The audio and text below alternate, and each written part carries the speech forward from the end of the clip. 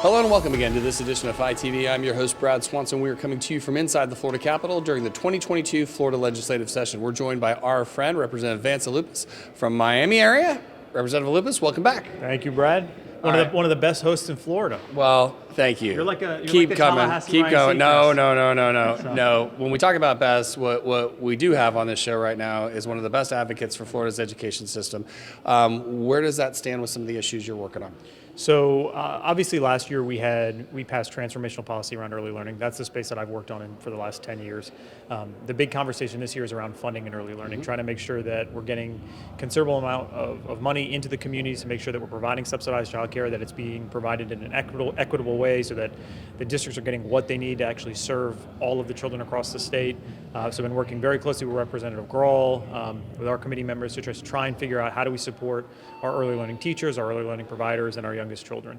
Yeah, you think about that. I mean, you're doing it across such a diverse state. I mean, you have ultra urban areas and then ultra rural. So I got to imagine solving those challenges with a global policy must have kept you up at night. Well, it's tough, right, because the cost of care in a rural area is different from the cost of care in a highly urban area, and to suggest that we can just give everybody the same amount, it just doesn't work. So really looking at the cost of quality, the cost of care, and trying to make sure that those dollars are being invested to the centers in a way that allows them to provide high quality care, but also in a way that acknowledges the difference in cost in each of these communities. All right, so let's move from a topic where education is here.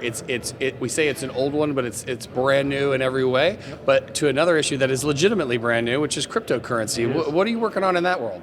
So I actually, I got really interested in cryptocurrency in the last 2.5 years. And after reading a couple of books, I said, I wonder what the legislature's done on cryptocurrency. So, the nerd that I am like you, I started looking through the statutes, and I found that only one bill had been ever filed on virtual currency. It was passed in 2017 by our friend, Representative Jose Pepe Diaz, and it dealt with money laundering in cryptocurrency. So it really didn't speak to the issue. Right. And what we were seeing in Miami is all of these tech companies coming in, and there was no framework for this burgeoning industry in our state. So ran a bill last year, passed it off the floor unanimously, had a little bit of a hiccup in the Senate, but brought it back this year. It's through all the committees in the Senate, through all the committees in the House, trying to get it on the floor, and really begins to, one, define cryptocurrency here in Florida, address some of the framework issues that we've seen sort of pop up across the state, and really create protections for consumers, but also creating a space where the industry can see Florida as welcoming. And if you come to South Florida, man, the tech space is booming. So yeah, it's amazing when you look at cryptocurrency and you think of the national conferences we go to learn about innovative policy, the NCSLs of the world, the ALECs of the world, and you look at cryptocurrency, it is still one of those things where you have some of the brightest people like yourself walk into a room, and then you have people talk about the structures of it, what it does, and everything that surrounds it and protects it, and it's literally some of the most complex policy. It's like policy on steroids as far as complexity.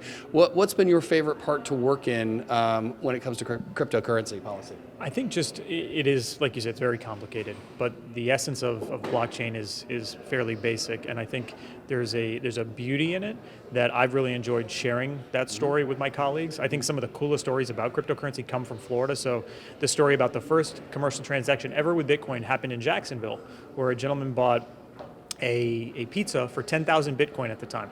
Well, 10,000 Bitcoin back when he bought, I think it was in 2011 or 2012, was worth $30. Right. So he bought 10,000 Bitcoin, $30, got 2 pizzas. Right. At 10,000 Bitcoin today. I would assume that pizza owner is now retired because he's a billionaire. You're about to go open up a pizzeria. No, it's those 2 pizzas now were worth $450 million. Right. So you've seen this explosion in the industry, and again, a volatile industry, but a space where not only the currency side of it, but the technology side of it with blockchain has so many applications. And I think for us as a state, we can't sit back and just be silent on the issue. We need to step forward and make sure that we're leading. Well, let's combine the two issues, education and crypto. What were the 2 books that you read, or do you recommend a book on crypto? You should read the book Bitcoin Billionaires, which talks about the Winklevoss twins and sort of their entrance into space, and how crypto came to be, and it's amazing. You just realize, I mean, I know you, so I know there's a lot of smart people out there, but there's a level of genius and brilliance on some of these issues that's really, it's impressive. Yeah, I recommend people get it on Audible and stream it through their cable provider and their internet connections by the cable company. Great idea, well played. Representative Aloupis, thanks for all that you're doing for everybody in education, the crypto world, and thanks for being such a good friend to FI TV. We appreciate you. Yes, sir. That's all the time we have for this episode of FI TV. For more great interviews like this one, make sure you hit us up on our social media feeds. And for now, thanks for tuning in.